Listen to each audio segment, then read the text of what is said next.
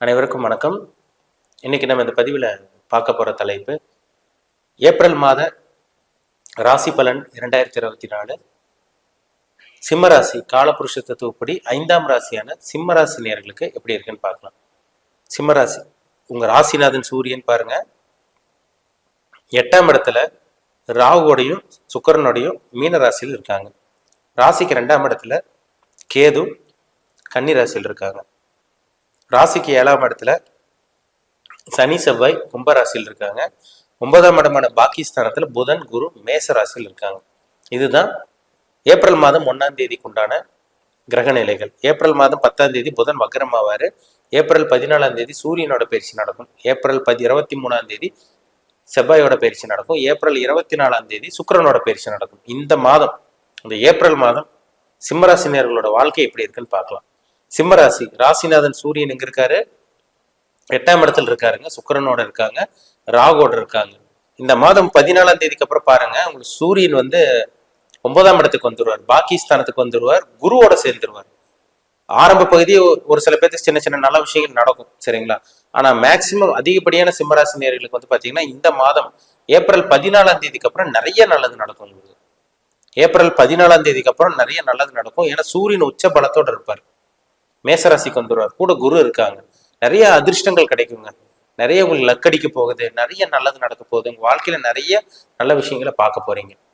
ஏன்னா இதுக்கு முன்னாடி நிறைய போராடிட்டீங்க, நீங்க அடுத்தவங்களை வளர்த்தி விட்டீங்க, உங்களால வளர முடியல.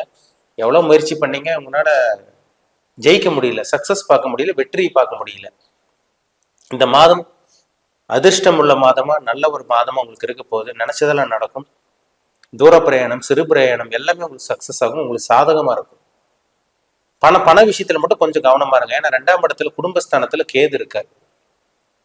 கேது 2ஆம் இடத்துல இருக்கிறது, உங்களுக்கு 8ஆம் இடத்துல ராகு இருக்கிறது, கொஞ்சம் கவனமா இருக்கணும். பங்குச்சந்தை, இந்த லாட்டரி ரேஸ், இந்த ஸ்பெகுலேஷன் சொல்லக்கூடிய பிசினஸ் விஷயங்கள்ல கொஞ்சம் கவனமா இருக்கணும், சரிங்களா? அதாவது இந்த ஷேர் மார்க்கெட், ஸ்டாக் மார்க்கெட் எல்லாம் சொல்றாங்க பாத்தீங்களா, அதனால போய் பணத்தை போட்டு ஏமாந்துடாதீங்க. வேலைக்கு ட்ரை பண்ணிட்டு இருக்கீங்களா, அந்த மாதிரி நல்ல வேலை கிடைச்சிரும், உங்களுக்கு நல்ல ஒரு வேலை கிடைக்கும். ஏன்னா ராசிநாதன் நல்லா இருக்காரு. ராசிநாதன் நல்லா இருந்துட்டாலே நீங்க தெளிவா இருக்கீங்கன்னு அர்த்தம். சிந்திச்சு செயல்பட முடியும். நீங்க அடுத்தவங்களுக்கு வழி காமிச்சீங்க, இனி நீங்களே பாருங்க, உங்க வாழ்க்கையை உங்களால டெவலப் பண்ண முடியும். உங்களோட முயற்சி சக்சஸ் ஆகும், உங்களோட முயற்சி உங்களுக்கு சாதகமா இருக்கும். அதே மாதிரி திருமணத்துக்கு உண்டான வாய்ப்பு இந்த மாதம் உங்களுக்கு அற்புதமா இருக்குங்க.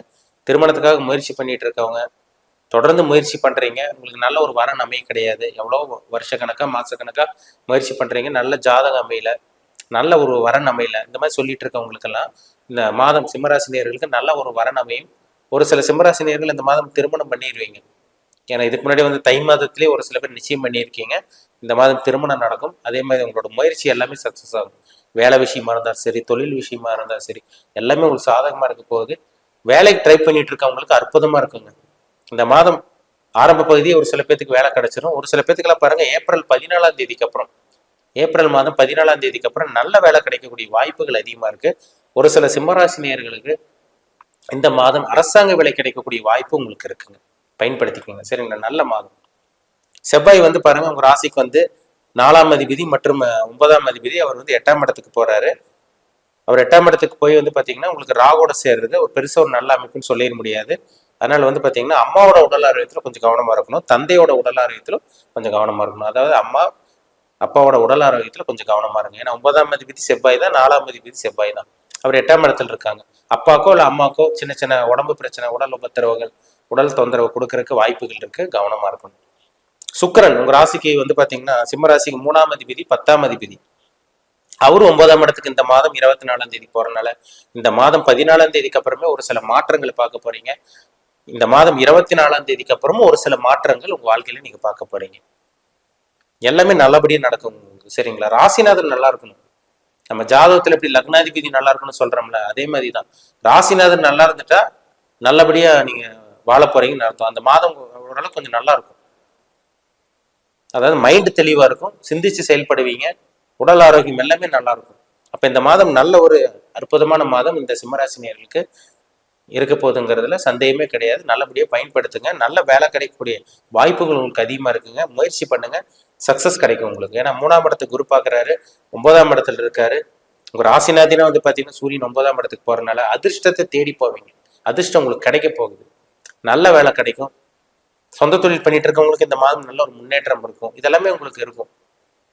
நல்லபடியா வாழ்ந்து காமிக்க போறீங்க. இந்த மாதம் ஏப்ரல் மாதம் அருமையான ஒரு மாதம், அற்புதமான மாதம். பயன்படுத்துங்க. உங்க ஜாதகத்துல என்ன தசாபுத்தி போகுதுன்னு பாருங்க. ஜாதகம் தான் ரொம்ப முக்கியம். அவங்க தனிப்பட்ட ஜாதகத்துல நடக்கக்கூடிய தசாபுத்தி தான் உங்களோட வாழ்க்கையை தீர்மானிக்கும். கோச்சார பலன்கிறது நம்ம பொதுவான பலன், சரிங்களா? மாத பலன், வருட பலன் எல்லாம் பொதுவான பலன். லட்சக்கணக்கில் கோடிக்கணக்கில் இருப்பாங்க சிம்மராசினியர்கள். எல்லாத்துக்கும் ஒரே மாதிரி நடந்துருமா? கிடையாது. அவங்கவுங்க தனிப்பட்ட ஜாதகத்துக்கு தகுந்த மாதிரி பலன்கள் மாறுபடும்.